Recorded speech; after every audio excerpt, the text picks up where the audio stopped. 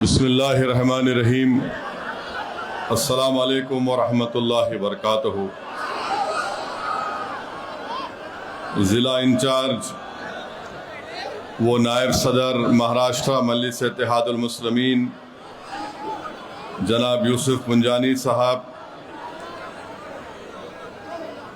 मजलिस इत्तेहादुल मुस्लिमीन अमरावती के सदर मेरे भाई हाजी इरफान साहब, शहनशीन बतशरीफ़ फरमा मोहम्मद इकबाल साहब, शहजाद खां साहब, सलाहुद्दीन खां साहब, अब्दुल हमीद साहब और मजलिस इत्तेहादुल मुस्लिमीन के दीगर मोअज़्ज़िज़ रुफ़क़ा, मोअज़्ज़िज़ हाज़रीन इकराम, बुज़ुर्गान कौम और मिल्लत, मजलिस के 25 उम्मीदवार, मेरी इज़्ज़तदार माँ और बहनों, गयूर नौजवान साथियों, मैं आप तमाम का शुक्रगुज़ार हूँ कि आपने अपना कीमती वक्त निकाल कर आज के मजलिस इत्तेहादुल मुस्लिमीन के इंतखाबी जलसे में आपने शिरकत की।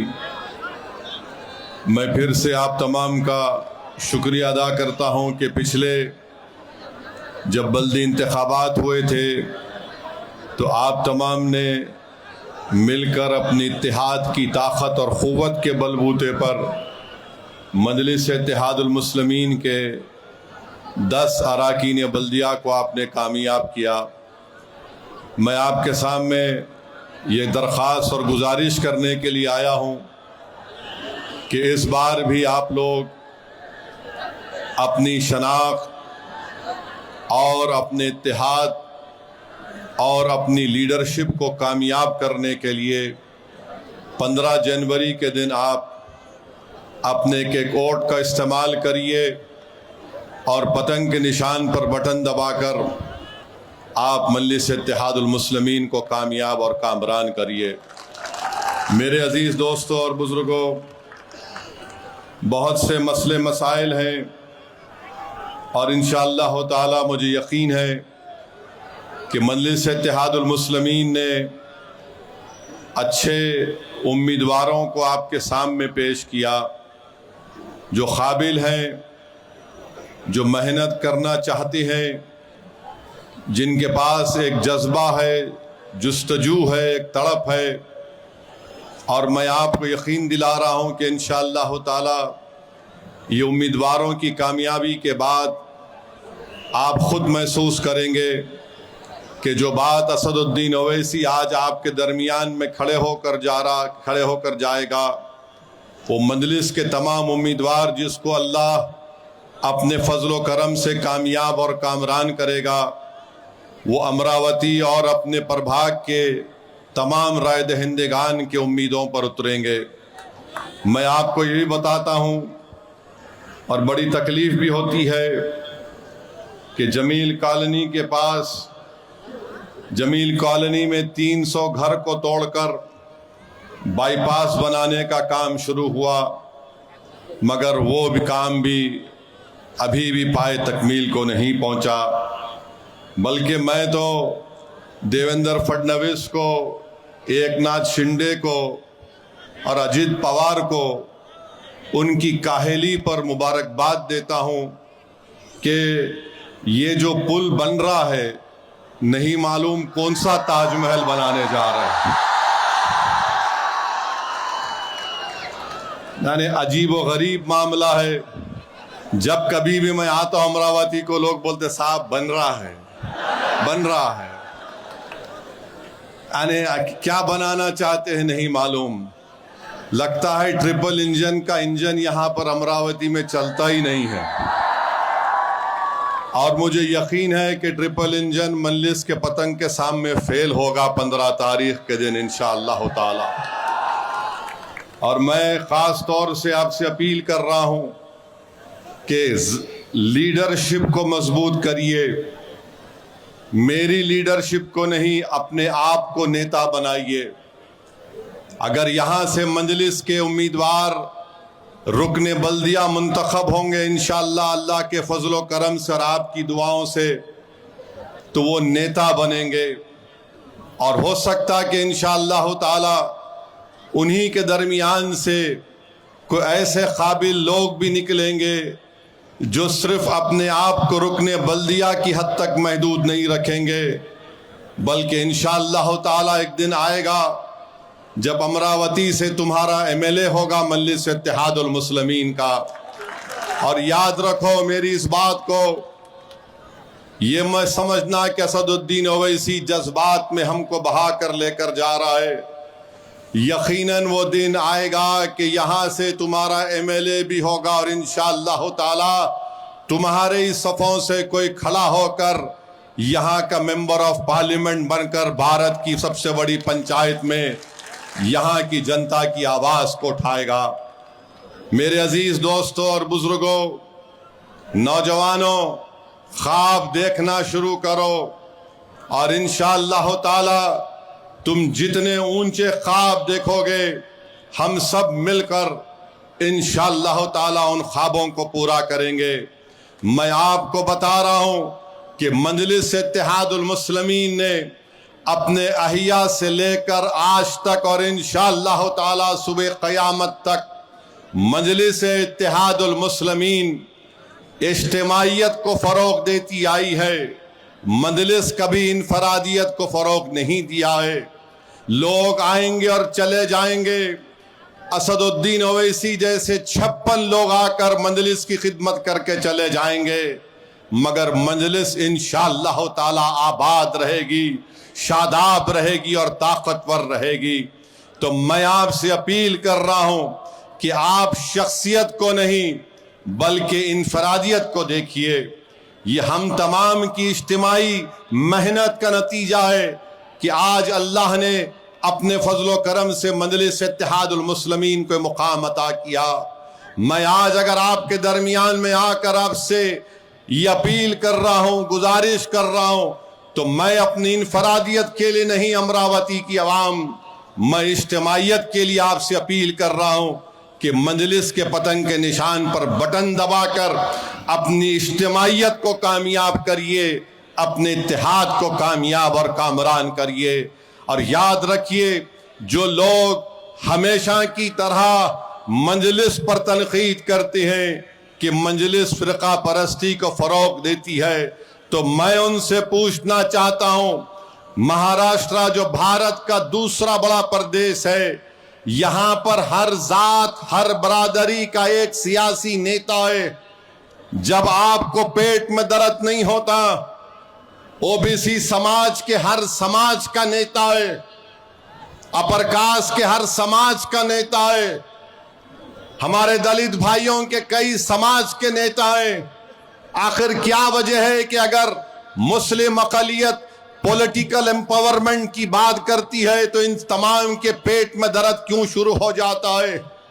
क्या हम किसी के गुलाम हैं, या हम इसलिए पैदा हुए कि तुमको वोट डालते आएंगे और तुम हमारे ख्वाबों को चुकनाचूर करोगे, तुम हमारे नौजवानों की जवानी को जेलों में बर्बाद कर दोगे, तुम हमारे बुजुर्गों के ख्वाबों को पूरा होने से रोकोगे, तुम हमारी माओ के आरजुओं को तोड़ना चाहोगे। सुन लो, वो जमाना खत्म हो चुका। अब महाराष्ट्र और भारत का मुसलमान जाग चुका है। वो अब ना मोदी से डरेगा, ना तुम्हारी बातों में फंसने वाला है। वो तय कर चुका है कि मुस्तकबिल लीडरशिप का होगा, और वो तय कर चुका है कि मजलिस इत्तेहादुल मुस्लिमीन के परचम को लेकर हम आगे बढ़ेंगे। तो जो लोग आज मजलिस इत्तेहादुल मुस्लिमीन की मुखालिफत कर रहे हैं, इंशाअल्लाह ताला तुम नाकाम होगे, नाकामी तुम्हारा मुकद्दर बनेगा। हमारे बिहार से 4 MLA तोड़ दिए और तोड़ने वालों ने समझा कि 4 को तोड़ दिए ओवैसी का कुछ नहीं होगा। मैंने कहा तुमने 4 को तोड़ा, मगर मेरा रिश्ता जो सीमांचल और बिहार की जनता से है, तुमने उसको नहीं तोड़ सके। मैंने कहा तुम 4 को उठा कर ले गए। मैं अपनी तकरीर में कहता था, लोग मजाक उड़ाते थे कि 4 का बदला 25 से लूंगा, याद रखो। और दुनिया ने देख लिया कि वही सरजमीन से जहां से 4 को इन जालिमों ने तोड़ा था, वहीं से मजलिस के 5 MLA कामयाब हुए। तो मेरे अजीज दोस्तों और बुजुर्गों, लोग आएंगे, अमरावती में ऐसा हो गया, फुला हो गया, औरंगाबाद में यह हो रहा है। अरे कुछ नहीं होने वाला है औरंगाबाद अमरावती में। ये मंजलिस का गढ़ था और इंशाअल्लाह ताला गढ़ रहेगा हमेशा के लिए। और मैं खास तौर से बडनेरा की आवाम से कह रहा हूं, साथ के साथ जिताना चाहिए आप लोगों को इंशाअल्लाह। यहां बडनेरा के कितनी जनता आई हुई है, तो हाथ उठा के बताइए। मेरे भाई, आपको पूरे कारपोरेट उम्मीदवारों को कामयाब करना है और यहां पर आप तमाम से अपील कर रहा हूं कि मजलिस के 25 कारपोरेटर्स को आप कामयाब करिए।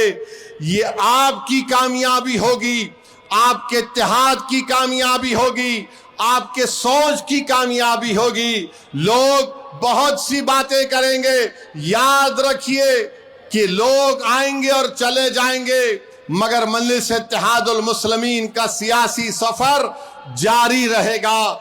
इनके पास अब कुछ नहीं है। कभी कांग्रेस से टिकट नहीं मिला तो वहां कूद गए, मजलिस से टिकट नहीं मिला तो वहां कूद गए। ऐसा लगता है कि ये किसी पेड़ के बंदर हैं, कभी इधर झूलते तो कभी उधर कूद जाते। तो किससे फर्क नहीं पड़ता। याद रखो, जंगल में एक ही शेर होता है और जब शेर आता है तो बंदर गीदड़ सब पुकारते हैं कि शेर आ रहा है, शेर आ रहा है। तो मेरे अजीज दोस्तों और बुजुर्गों, अब आपको जानकर हैरत भी होगी कि भारत की पार्लियामेंट में नरेंद्र मोदी की सरकार ने भारत के संविधान और आईन के खिलाफ एक वक्फ का कानून बनाया। और वो वक्फ का कानून नहीं है, बल्कि मस्जिद, दरगाह और खानखाहों को छीनने का कानून है। जब मोदी ने महसूस कर लिया कि भारत की सबसे बड़ी अक़लियत मुझसे नाराज है, तो मोदी ने कहा अजीत पवार को, अब तू सामने आ जा। अजीत पवार सामने आ गए और ये सब के सब बांकड़े पहलवान ने अजीत दादा अलग है। अरे जो चीचा का नहीं हुआ वो तुम्हारा होता। पापियो, जिसने उसको पाल पोस के बड़ा किया, इतना बड़ा बनाया, उसको टाटा बाय बाय बोल दिया वो, और तुम बोल रहे अजीत दादा करेगा। याद रखो, जब वोट डालने जाएंगे तो ऐसा कानून बनाया गया है जिसमें अजीत पवार भी उसमें हिस्सेदार थे। तुम आज किस मुंह को लेकर आकर कहते हो कि हमको वोट दो?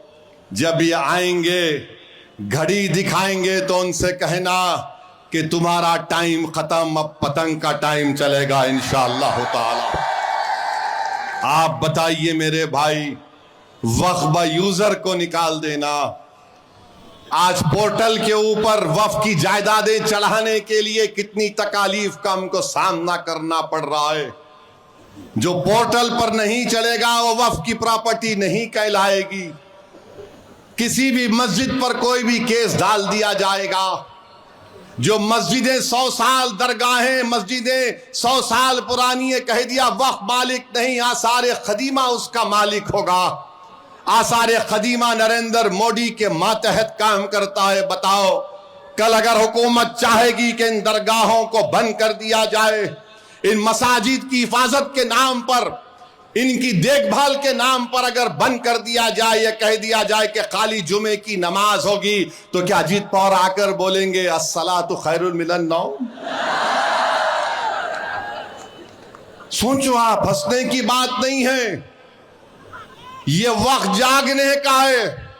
अगर आप मुत्तहदा तौर पर अपना एक एक वोट पतंग के निशान पर बटन दबा कर देंगे, तो अजीत पवार को भी मालूम हो जाएगा कि ये जो लोमड़ी की चाल वो चलने की कोशिश कर रहे हैं। बल्कि अगर ठेठ हैदराबादी जबान में कहूंगा तो कौवा चला हंस की चाल चल रहे हैं। याद रखो, आपका वोट आपके पास एक अमानत है। और सबसे बड़ी अमानत वक्फ की जायदादें होती हैं, जिसका मालिक ना ओवैसी, ना अजीत पवार, ना मोदी है, उसका मालिक अल्लाह होता है। उस जायदादों को छीनने का कानून बना दिया गया है। और अफसोस होता है कि हमारे भाई एक इलेक्शन जीतने के लिए आप अपने सफों में इंतशार पैदा करने की कोशिश कर रहे हैं। तो मेरे अजीज दोस्तों और बुजुर्गों, आप अपने के कोर्ट का सही इस्तेमाल करिए, मजलिस इत्तेहादुल मुस्लिमीन को कामयाब करिए और पैगाम दीजिए बीजेपी को, एकनाथ शिंदे को, अजीत पवार को, कांग्रेस को कि अब हमने तय कर लिया कि हम अपने इत्तेहाद की ताकत और कुव्वत के बलबूते पर हम अपने पार्टी के नुमाइंदों को कामयाब करके अमरावती में अपनी सियासी बरतरी को बरकरार रखेंगे। हम आगे की फिक्र करेंगे। यहां पर हमको कामयाबी मिलेगी तो विधानसभा में भी इंशाअल्लाह कामयाबी मिलेगी। जब विधानसभा में मिलेगी तो इंशाअल्लाह ताला पार्लियामेंट में मिलेगी। याद रखो, ये दिन आप और हम देखेंगे इंशाअल्लाह ताला। ये आज मजलिस से मुखालिफत क्यों की जाती है, क्यों औरंगाबाद में या फिर इम्तियाज जलील पर उंगलियां उठाई जाती हैं, ये नहीं चाहते कि कोई तुम्हारा खैर खा बनकर काम कर सके। अरे तुम थक गए मेरे खिलाफ इल्जाम लगाते लगाते। तुमने कह दिया बी टीम, क्या क्या कह दिया। मैं तुम्हारी एक एक इल्जाम की परवाह नहीं किया। तुमने कहा ओवैसी इसके इशारे पर आता है, मैंने कहा मैं तो कठपुतली हूं, अल्लाह मेरा इंतजाम करने वाला है। दुनिया में कोई ऐसा पैदा नहीं हुआ, कोई इंसान ऐसा पैदा नहीं हुआ सिवाय मेरी मां के जो ओवैसी को हुक्म दे सके। मेरे अजीज दोस्तों और बुजुर्गों, याद रखो, ये लड़ाई मुस्तकबिल की भी लड़ाई है, ये आज की लड़ाई है, ये मुस्तकबिल की भी लड़ाई है। इल्जामात लगते रहेंगे। अरे जरा अपने अतराफ में नजर उठा कर देखो, महाराष्ट्र और भारत में हर समाज के पास उनका एक नेता है और तुम्हारे पास, हमारे पास कोई नेता नहीं है। अगर तुम समझते कि ओवैसी तुम्हारा नेता ही नहीं, मैं नेता बनाना चाहता हूं। मैं तुम्हारा खादिम था और हमेशा तुम्हारा खादिम रहूंगा। मैं नेता बनाना चाहता हूं। मैं नहीं मालूम मेरी जिंदगी का चिराग अल्लाह कब गुल कर दे, मगर मैं अल्लाह से दुआ यही करता हूं कि परवरदिगार, तूने जो बेशुमार नेमतों से मुझे नवाजा, मुझे इस नेमत से भी नवाज दे मेरी आंख बंद होने से पहले, कि एक नहीं बल्कि सौों की तादाद में इस गरीब और मजलूम कौम की जो तेरे हबीब की उम्मत है उसके नेता बन जाए, ताकि वो अपने मुस्तकबिल के फैसले कर सके, ताकि वो अपनी शरीयत की हिफाजत कर सके, ताकि अपने नौजवान बच्चों को पढ़ा सके, अपनी बच्चियों को पढ़ाए, उनकी आबरू की हिफाजत कर सके, जो अपने माँ बाप के ख्वाबों को पूरा कर सके, जो जालिम हुक्मरानों के सामने जमहूरियत का सहारा लेकर अपने मसाइल को हल कर सके। मेरे अजीज दोस्तों और बुजुर्गों, यही मेरी जिंदगी की तड़प है, यही मेरी जुस्तजू रही। मुझे कोई चीज की फिक्र नहीं, अल्लाह ने मुझे बहुत कुछ चीजों से नवाजा है। बस यही चाहता हूं कि आपने एक सियासी शऊर जो अमरावती में बेदार हो चुका है, आप उसको और ताकतवर बनाइए। और फिर आज मुझे मीडिया के सामने हमारे हाजी इरफान साहब के घर में किसी हमारे मीडिया के दोस्त ने पूछा कि मोहन भगवत ने ये कहा कि माँ बाप अगर औलाद से बात करते रहेंगे तो लव जिहाद नहीं होगा। मोहन भगवत साहब, आप तो शादी नहीं किए। नहीं, फैक्ट है, तंजिया तौर पे नहीं बोल रहा हूं। अब लव के साथ जिहाद कैसे आता, बोलो आप? लव के साथ जिहाद कैसे आता? अच्छा, अगर ये लव जिहाद के माने क्या है बता दो मोहन भगवत साहब, क्या माने हैं?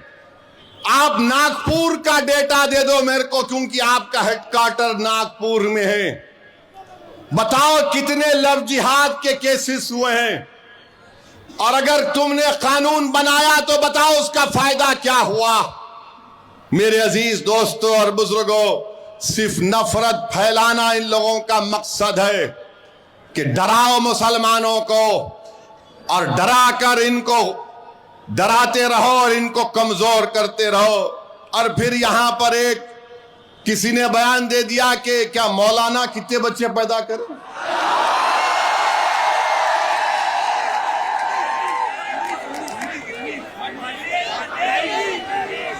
मौलाना 19 बच्चे पैदा किए। मौलाना मैं हार गया 6 में, आप 19 में कामयाब हो गए। मेरे को 6 है, दाढ़ी वाइट हो जा रही। मौलाना से मिलना चाहूंगा, पुंजानी साहब जरा मिला दो। उनका हाथ लेके चूमता हूं अम्मा। तो किसी ने कह दिया हमको भी 4 पैदा करना है। 4 नहीं 8 पैदा करो आप। कौन रोक रहा आपको? करो, पैदा करो। अरे खुद मोहन भागवत बोल रहे बच्चे पैदा करो। चंद्रबाबू नायडू मोदी के साथ है, बच्चे पैदा करो। अब पैदा कहीं को नहीं कर रहे, करो ना, पैदा करो। 19 पैदा करे तुम, 4 नहीं तुम भी 20 पैदा करना। तुम्हारे को भगवान का वास्ता तुम भी 19 या 20 पैदा करना। ये क्या है, मजाक है हर चीज में। अरे जालिमों, पढ़ो। तुम अगर थम्स अप है तो थम्स अप का इलाज मेरे पास नहीं है। भारत में जो डेमोग्राफिक डिविडेंड है, सबसे ज्यादा 40 साल से कम उम्र नौजवान भारत में है। दुनिया में किसी मुल्क में ऐसी नौजवान आबादी नहीं है। 60% आबादी भारत की 40 साल से कम उम्र की है। उनको आप नौकरी नहीं दे रहे, उनको आप सिखा रहे नहीं कोई स्किल, उनको आप कोई जिंदगी का मकसद नहीं दे रहे। आर्मी में जाते थे, आपने आर्मी को बंद कर दिया और कहा कि फुला नया चीज निकाले हम उसमें चले जाओ। और मोदी और आरएसएस बोल दिए नौकरी नहीं दे सकते, तुम गौ रक्षक बन जाओ, तुम लव जिहाद करके रास्ते पे चले जाओ। और आपको मालूम कि उत्तर प्रदेश के मुख्यमंत्री बाबा बहुत बड़े साइंटिस्ट हैं, बहुत बड़े साइंटिस्ट हैं। माने दुनिया में उनके साथ कोई साइंटिस्ट आज तक पैदा नहीं हुआ। नहीं, सही बोल रहा हूं। बाबा ने बोला कि अब मुसलमानों की बस्तियों में जाकर तलाश करो बांग्लादेशी कौन है। तो बाबा ने बोला कैसे पहचानना? बेचारे पुलिस वाले सीएम हैं, बोले जाओ और जाकर मुस्लिम बस्ती में जाकर पूछो तुम बांग्लादेशी है। वो बोलेगा नहीं है। तो बाबा बोले फोन लेके उसकी पीठ पे रख के बोलना, फोन बोल रहा इन्हें बांग्लादेशी है। आप बताइए, फोन को पीठ पे रख के बाबा बोल रहे बांग्लादेशी है। बाबा कभी किसी के सर पे रख के देखना, इसमें भेजा है भी नहीं है। बेचारा एक 75 साल का बिहार अररिया का बूढ़ा बोल रहा मैं बिहार का हूं। नहीं, तुम बांग्लादेश के है। हम फोन लगा के पीठ पे फोन रख दिए, उन्हें बोल दिया।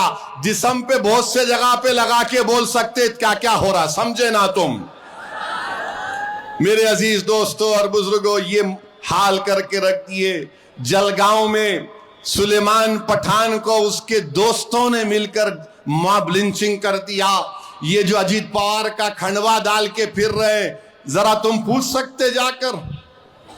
तुम ना वफ के कानून पर पूछ सकते, ना तुम वो पठान बच्चा जिसको उसके बचपन के दोस्तों ने मार मार कर कत्ल कर दिया। 4-5 पीढ़ी उस गांव में रह रही थी, जलगांव में सुलेमान पठान की 5 पीढ़ी उस गांव में रह रही थी। अब उसके बाप ने कहा कि मैंने बेटे को खो दिया, आप मेरी जान का खतरा है, गांव छोड़ के चला गया। ये ट्रिपल इंजन की सरकार के कारनामे हैं मेरे अजीज दोस्तों और बुजुर्गों। पूछो अजीत पवार से क्या किया तुमने? तुम्हारे पास कोई अल्फाज नहीं है। महाराष्ट्र में पहला मॉब लिंचिंग मोहसिन शेख का 2014 में हुआ था।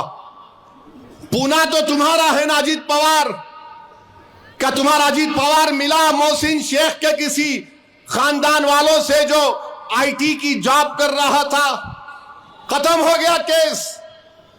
और यहां पर अमरावती में आके नहीं दादा बोले। अबे तेरा दादा कौन है, तेरे को पता भी है या नहीं है? मेरे अजीज दोस्तों और बुजुर्गों, एक मुल्क में एक माहौल बना के रखती है कि बस नफरत पैदा करो भारत की सबसे बड़ी अकलियत के खिलाफ। और ये लोग आते हैं, कांग्रेस पार्टी का उम्मीदवार है, कर्नाटका में कांग्रेस बरसरे इख्तिदार है, बेंगलुरु में 300 मुस्लिम घरों को बुलडोजर लगाकर तोड़ दिया गया। 300, एक दो नहीं, जमाल कॉलोनी में तो तोड़ के बाईपास की बात की गई थी, यहां पर तो बुलडोजर लगाकर खंडेर बना दिया गया। वहां पर उनके एक मुस्लिम मंत्री बोल रहे कि 1 जनवरी तक 50 देतों घर, फिर बोले 5 तारीख तक 40 देतों में। 300 घर इस सर्दी में सरे आसमान पड़े हुए हैं। मजलिस इत्तेहादुल मुस्लिमीन के लोग उनको खाना खिलाने का इंतजाम वहां पर कर रहे हैं, और कांग्रेस वाले आकर बोलते हैं ओवैसी बी टीम है, ओवैसी सी टीम है। अच्छा ये अब और एक बात समझा रहा हूं आपको।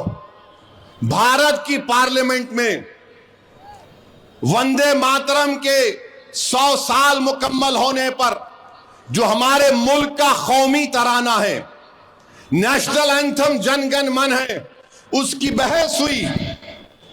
उस बहस में अजीत पवार के एक एमपी ने क्या कहा था, उस बहस में कांग्रेस पार्टी के एमपीज ने क्या कहा था, कभी आपने सुना उन लोगों से क्या कहा था उन्होंने?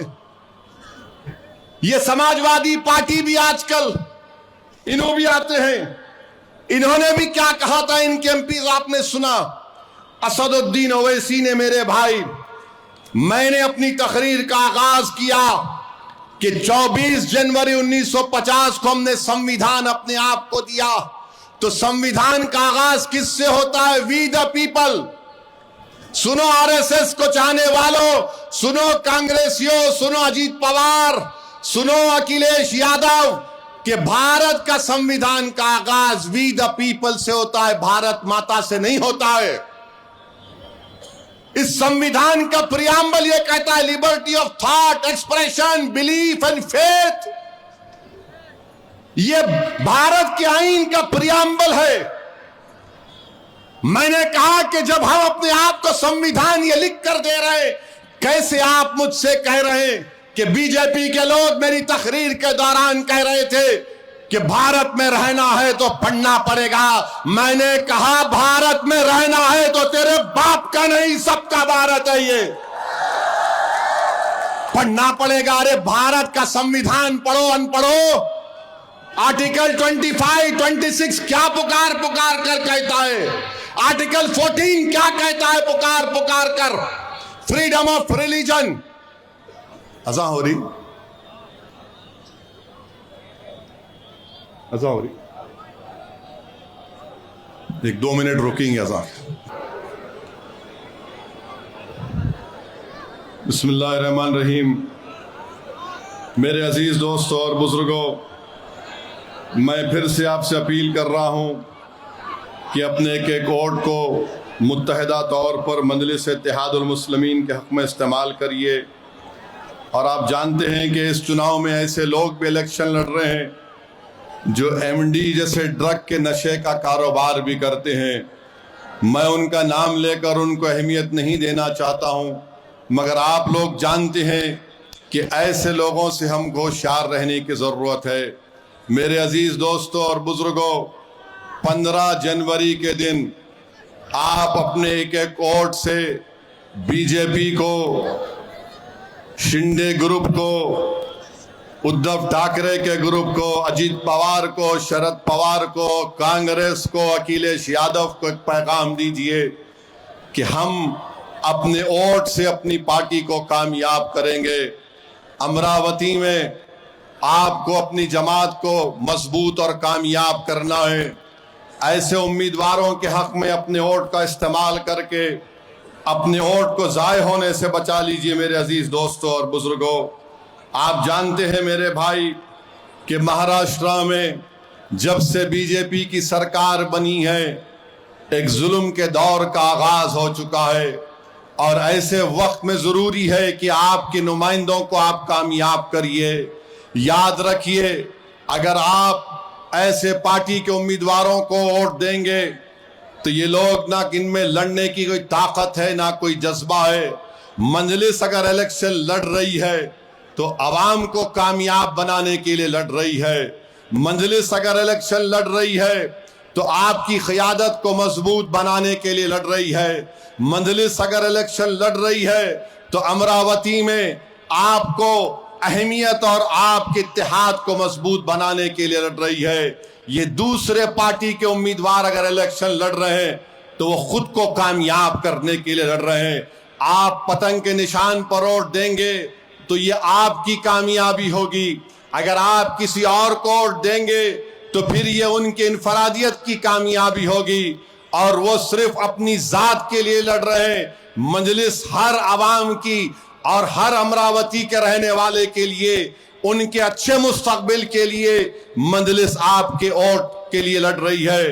तो मेरे अजीज दोस्तों और बुजुर्गों, पार्लियामेंट में आपने देख लिया कि वंदे मातरम के ताल्लुक से मजलिस इत्तेहादुल मुस्लिमीन की तरफ से हमने एक दलील और तमाम आइन का हवाला देकर इन तमाम को एक्सपोज कर दिया।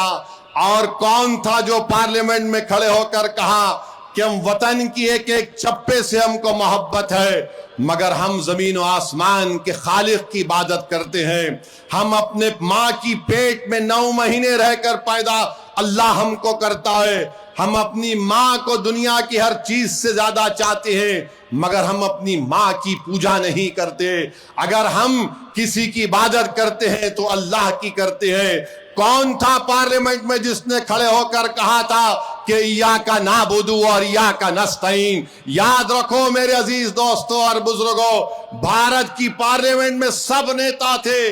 अगर किसी ने ऐसे वक्त में और बता दिया दुनिया को के सामने कि हम तौहीद के ऊपर कॉम्प्रोमाइज करने वाले नहीं हैं, हम शिर्क के करीब, तो शिर्क करना तो दूर की बात, हम शिर्क के करीब भी नहीं जा सकते। आप याद रखिए, यही चीज होती है कि अगर आपका नुमाइंदा कामयाब होगा तो दुनिया के सामने आपके मजहबी तशख़्ख़ुस को भी पेश कर सकता है, वो दुनिया को दावत भी दे सकता है आपकी दीन के बारे में। मगर अगर आप अपनों को छोड़कर गैरों का गिरबान थामेंगे तो फिर याद रखिए, 70 साल से हमने सबको आजमा कर देख लिया। अगर आज हम कमजोर हैं और बर्बादी के दहाने पर पहुंच चुके हैं तो हमने इनके ऊपर भरोसा किया जिन्होंने हर मोड़ पर ना सिर्फ हमको धोखा दिया बल्कि हमारे जलते हुए घरों को देखकर अपने सर को पलटाकर वापस चले गए, जिन्होंने हमारे बच्चों की जवानी को जेल में बर्बाद होते देखकर ये लोग आवाज नहीं उठाए। मैं आपसे अपील कर रहा हूं कि मंजलिस को वोट देकर कामयाब करिए। और दूसरा जलसा कब है? 10 तारीख को मैं फिर आ रहा हूं इंशाअल्लाह। क्या टाइम पे, कहां पे है? बाजू के ग्राउंड में आप आएंगे ना? I love you, you love me also, I know that. बहरहाल मेरे अजीज दोस्तों और बुजुर्गों, डरने और घबराने की जरूरत नहीं है। यकीनन जहां कहीं भी मॉब लिंचिंग होगी हम उसकी मजम्मत करते हैं। तो मेरे साथ नारा लगाइए, नारे तकबीर, नारे तकबीर। हाँ, पतंग के निशान पर बटन दबाएंगे ना आप लोग? जरा हाथ उठाकर बता दीजिए कितने पतंग के निशान पर वोट दबाएंगे। जरा सेलफोन की लाइट खोल के दिखा दो सारी दुनिया को कि अमरावती में इंशाअल्लाह ताला पतंग के निशान पर बटन दबने वाला है। जलाओ फोन की लाइट ताकि इनकी दिमाग की बत्ती जले। जो बहुत ज्यादा आजकल बता रहे हैं, बात कर रहे हैं, अल्लाह आप तमाम को सलामत रखे।